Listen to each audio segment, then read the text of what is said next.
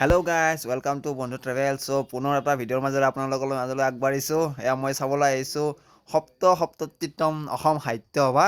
আহক আগবাঢ়িবলৈ। আৰু এয়া মই আৰু মোৰ বন্ধুসকলৰ লগত এয়া স্কুটি আৰু বাইক লৈ ওলাইছোঁ ঘৰৰ পৰা। আমাৰ ঘৰৰ পৰা প্ৰায় 30 কিলোমিটাৰমান হয় পাঠশালা। তো সন্ধিয়াত প্ৰায় 3টামান বজাত ওলাইছোঁ। আৰু আহক এতিয়া পাঠশালাখন অকণমান দেখুৱাই দিওঁ। তো ইয়াৰ ৰাস্তা ঘাট সুন্দৰ। তো পাঠশালাখন সকলো দিশতে আগবঢ়া। আপোনালোকে জানেই, শিক্ষাৰ দিশত হওক, কলা সংস্কৃতিৰ দিশত হওক, ভ্ৰাম্যমাণৰ দিশত হওক, গোটেইখিনি মানে পাঠশালাতে আছে। তো ইয়াত আছে আপোনাৰ খুব সুন্দৰ এখন ইউনিভাৰ্চিটি, মাধৱদেৱ ইউনিভাৰ্চিটি। তো তাৰে ওচৰতে আমাৰ অসম সাহিত্য সভা এইবাৰ হৈছে। আৰু পোনে পোনে আমি তালৈকে এতিয়া গৈ আছোঁ। আৰু পাইছে লোকাৰণ্য পৰিৱেশ। যিমান পাৰোঁ সিমান আগলৈ আগুৱাই আছোঁ স্কুটি লৈ, কিন্তু একদম মানে সমথলীলৈ নিব নিদিয়ে স্কুটি। আৰু এইবোৰ যে দেখিছে আপুনি, এই প্ৰদৰ্শনী হৈছিল দিনৰ ভাগত, এতিয়া সন্ধিয়া এইবিলাক আকৌ লৈ যাই আছে। কিছুমান লোক আহি আছে, যিবিলাকে দিনত অংশগ্ৰহণ কৰিছিল তেওঁলোকে ইভিনিং এইবিলাক ঘূৰি আছে ঘৰলৈ বুলি। আৰু এতিয়া আমি সন্ধিয়া হোৱাৰ আগে আহিছোঁ চাবলৈ। তো আমি মানে আমাৰ প্লেনটো হ'ল দিনতো চাম ৰাতিও চাম, দুয়োটা মজাটো ল'ম। এয়া চাওক, বিভিন্ন সংস্কৃতিৰ লোক আহিছে, বিভিন্ন ধৰ্মাৱলম্বীৰ লোক আহিছে। আৰু আহি এয়া সাহিত্য সভাৰ দুৱাৰদলি পালোঁ। গেটখন চাওক না, খুব সুন্দৰকৈ সজাইছে। তো আহক ভিতৰলৈ বুলি আগবাঢ়ো। বিভিন্ন সাহিত্যিক, বিভিন্ন গীতিকাৰ সকলৰ মানে মূৰ্তি সজাই ৰাখিছে। তো খুব এটা ভাল লগা পৰিৱেশ। আৰু আহি আমি মুখ্য আকৰ্ষণৰ বিন্দু হ'ল প্ৰদৰ্শনী। তো চাওঁ কি আছে প্ৰদৰ্শনীত। তো খুব ভিৰ, যথেষ্ট ভিৰ। এয়া চাওক মানুহৰ ভিৰ পৰিৱেশ। মানে আৰু ইয়াৰ মুখ্য আকৰ্ষণটো হৈছে জাপিটো, আপোনাৰ এইটো যিটো আমাৰ ৱৰ্ল্ড ৰেকৰ্ড কৰিবলৈ সক্ষম হৈছে, অসমৰ জাপি। তো এইটো চোৱা মানুহ যথেষ্ট ভিৰ। আৰু ইয়াৰ উপৰিও বিভিন্ন আৰু এইখন চাওক, খুব সুন্দৰ কাঠেৰে নিৰ্মিত এখন গাড়ী বনাইছে। আৰু ইয়াত আপোনাৰ ভ্ৰাম্যমাণৰ কিছুমান আপুৰুগীয়া অৰ্থাৎ পুৰণি কিছুমান বাদ্যযন্ত্ৰ হওক বা কষ্টিউম হওক, মানে যিবিলাক মানে ভ্ৰাম্যমাণৰ আগতে ব্যৱহাৰ হৈছিল, সেইবিলাক খুব সুন্দৰকৈ প্ৰদৰ্শনী হিচাপে দেখুৱাইছে। আৰু ইয়াত আপোনাৰ কাঠেৰে নিৰ্মিত কিছুমান সুন্দৰ মূৰ্তি আহিছে। আৰু আপোনালোকৰ ইয়াত চাব লগা হিচাপত দোকান পোহাৰো আছে। তো আৰু এয়া চাওক, এটা ভাৰতীয় বায়ুসেনাৰ মানে আৰ্হিমূলক এটা প্ৰদৰ্শনী আহিছে, খুব সুন্দৰ। আৰু এয়া পংকজ পাঠকৰ যিটো বনৰীয়া ঔষধ, তেখেতে নিজে বিক্ৰী কৰি আছে ইয়াত। পংকজ পাঠক, খুব গ্ৰাহকৰ ভিৰ। আৰু ইয়াত হস্ততাঁত এইবিলাক কিছুমান বস্ত্ৰ আহিছে, হাতেৰে নিৰ্মিত। আৰু এয়া চাওক, পাঠশালাত যিসকল BEd বা DLEd কৰা ষ্টুডেণ্ট আছে, তেওঁলোকে এইবিলাক TLM সাজি উলিয়াইছে। আৰু সেই TLMবোৰ প্ৰদৰ্শনী হিচাপত দেখুৱাইছে। অৰ্থাৎ TLMে এজন ল'ৰা বা ছোৱালীক বহুতো মানে নজনা কথা বুজাত সহায় কৰে। এয়া বাইদেউ এজনীয়ে TLMৰ সহায়ত কণমানি ল'ৰা এটাক বুজাই আছে। তো এনেকুৱা খুব সুন্দৰ TLM কিছুমান দেখুৱাইছে।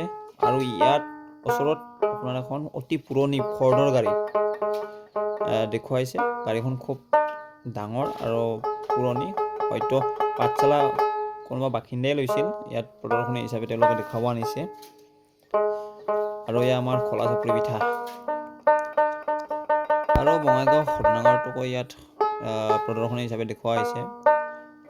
তো এনেকুৱা মানে যিখিনি আমাৰ অসমতে আছে আৰু মানে অসমৰ পোৱা যায়, সেইখিনিক ৰিপ্ৰেজেণ্ট কৰিছে।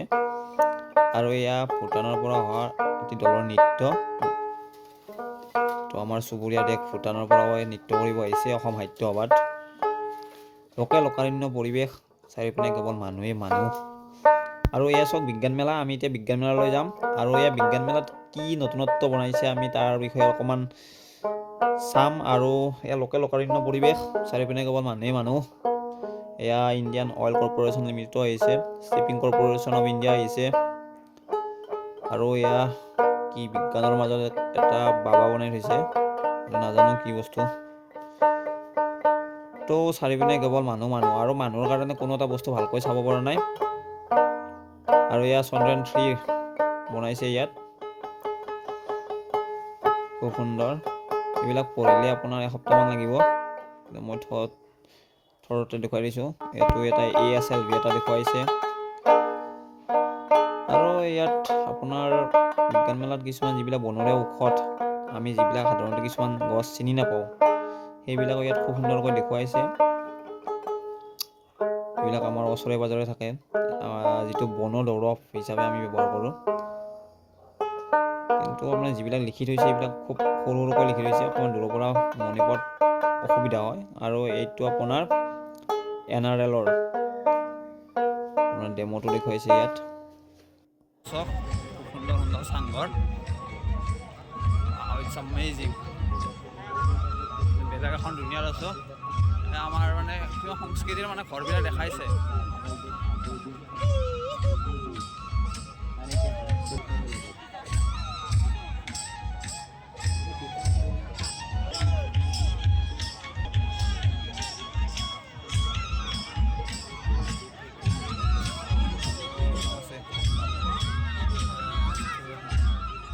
আপোনাৰ ইফালে যদি চাই, এই গোটেই জনগোষ্ঠী এইবিলাক।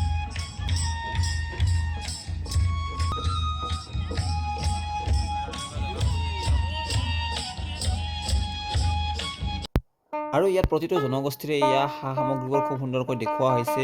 অৰ্থাৎ আগৰ দিনৰ জনগোষ্ঠী কি কি ব্যৱহাৰ কৰিছিল কৃষি ক্ষেত্ৰত, বা তেওঁলোকৰ ঘৰবোৰ কেনেকুৱা আছিল, খুবখিনি সুন্দৰকৈ ইয়াত দেখুৱাইছে। আৰু এইটো একচুৱেলি কেও জনগোষ্ঠী, আৰু কেও জনগোষ্ঠীৰ লোক। আৰু তেওঁলোকে খুব সুন্দৰকৈ আগতে কেও জনগোষ্ঠী কেনেকৈ জীৱন নিৰ্বাহ কৰিছিল। এয়া চাওক, এজনে খুব সুন্দৰকৈ মাছ পুৰি আছে, আৰু ওচৰতে কণ কণ মাইনাহঁত কেইটামানে এয়া মানে আপোনাৰ শামুক কেইটামান ভাজি আছে। সিহঁতে কৈছে যে ইয়াৰ পৰা বোলে চূণ তৈয়াৰ হয়। তো তেওঁলোকে খুব সুন্দৰকৈ বুজাই দিছে। কনচেপ্টটো ভাল লাগিছে, তেওঁলোকে ইমান সুন্দৰকৈ বুজাই দিছে। মাইনা এজনী মোক বুজাই আছে, মইতো সুধিছোঁ এইটো কি কৰি আছা তোমালোকে। তো এনেকুৱা বিভিন্ন জনগোষ্ঠীৰ মানে কৃষি সামগ্ৰী হওক বা তেওঁলোকৰ জীৱন প্ৰণালী কেনেকুৱা আছিল আগতে, খুব সুন্দৰকৈ দেখুৱাইছে। আৰু এই কনচেপ্ট আটাইতকৈ মোৰ খুব ভাল লাগিছে সঁচাকৈ। আৰু সেয়া হ'ল সাহিত্য সভাৰ মেইন ৰভাতলি, লোকেল লোকাৰণ্য পৰিৱেশ।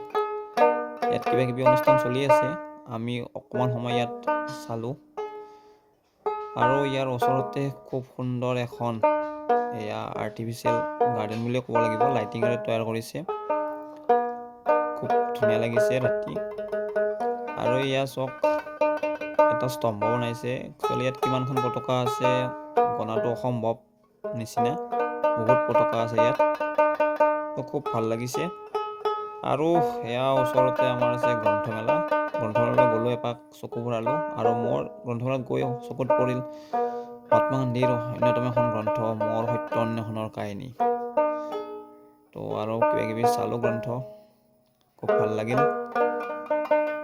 তো আশা কৰোঁ আপোনালোকেও সাহিত্য সভালৈ আহক সময় উলিয়াই। আৰু সঁচাকৈ মোৰ খুব ভাল লাগিছে আহি, বিশেষকৈ ৰাতি বেছি ভাল লাগিছে। আৰু আশা কৰোঁ ভিডিঅ'টো যদি ভাল লাগিছে লাইক শ্বেয়াৰ এটা কৰিব, আৰু বন্ধু ট্ৰেভেল চেনেলটো ছাবস্ক্ৰাইব কৰিব একেবাৰে নকৰিব। ধন্যবাদ। জয় আই অসম।